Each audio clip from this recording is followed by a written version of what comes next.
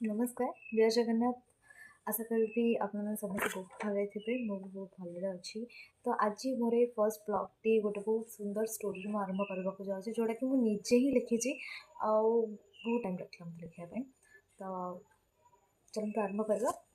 कल्पना शीर्षक हूँ नीरव साक्षीर कहानी जोटा कि गोटे समय आत्मा भितर ही आत्मा भितर खेल उपर ही से स्टोरीटा लिखाई। चलते आरंभ कर। गाँवर सीमांतरे थिबा पुराणा भंगा घरटी भितर केवल दुई जन बास करुथिले। जणे हैला समय और जणे हैला आत्मा। समय थिला घरर मुख्य घंटा घरर रक्षक।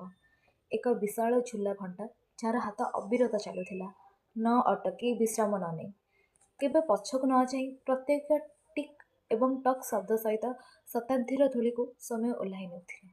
तार स्वभाव थिला दृढ़ अनुभव शून्य निर्विकार। घरटीर अंधारुआ सबुठु पुरुणा कोणरे हालुका आलोकर एक तरंग भाविथिला आत्मा। से अदृश्य नीरव अधिवासी जुक जुक धरी आत्मा केवल देखि चलीथिला सूर्यर प्रथम किरण रे धूलिकणार नृत्य मध्य ता आगे अनेक राज्य उत्पन्न हैला एवं भुसुड़ी पड़िला। से गेट पाखरे खेलुथिबा शिशुर प्रथम हसरू आरंभ करी बारंडारे मृत्युवरण थिबा वृद्धर शेष निश्वास पर्यंत सबु देखुथिला। किंतु समय से घंटार रक्षक केबे हेले अटकेबाकू चाहिला नहीं। से हस लुह आशा निराशा सबको छाड़ी आग को बढ़ी चलता। कहीं समय कहीं समय कहीं सब नहीं जाऊच किछि फेराई देउन कहीं। दिने आत्मा मन मनी कहला सुखिला पत्र झरबर ध्वनि परे एक मृदु स्वर रे। किंतु समय उत्तर देउना। से निज कार्य व्यस्त सेकेंड गणिबारे तार दृढ़ संकल्प। से यौवन निए प्रेम निए प्रत्येक क्षण को निए आउ बाकी रखे केवल स्मृति क्षत एवं शुष्क लुह। आत्मा अदृश्य थिले मध्य सबु क्षतर पीड़ा को अनुभव करुथिला। से जानिथिला शरीर और पृथ्वी केवल समय एक अस्थायी खेल घर भांगी पड़ाक निर्दिष्ट। गोटे पर गोटे प्रिय रूप माटी रे मिसिबार देखी आत्मा अनुभव कला समय एकाकी देउथिबा सत्वे किछि शिखु नाही। आत्मार सबुठा दुखद ज्ञान थिला तार आरंभ नाही और कौनसी शेष नाही। से हेउछि चिरसाक्षी एकमात्र वस्तु जहां समय केबे शेष करि परिबो नाही। से केवल जने दर्शक।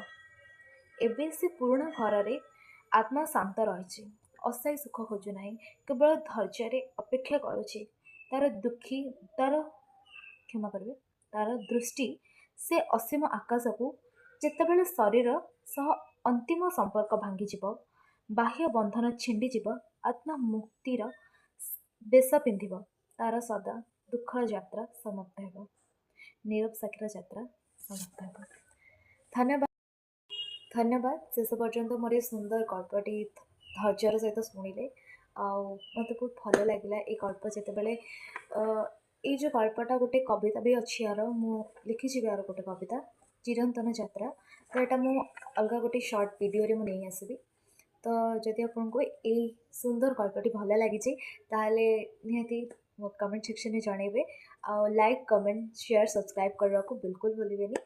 आग को बहुत ब्लॉग्स वीडियोस शॉर्ट वीडियोस सब कुछ आसो। Enjoy keep smiling take care your health and also happy new year अपन समस्त को एंजॉय।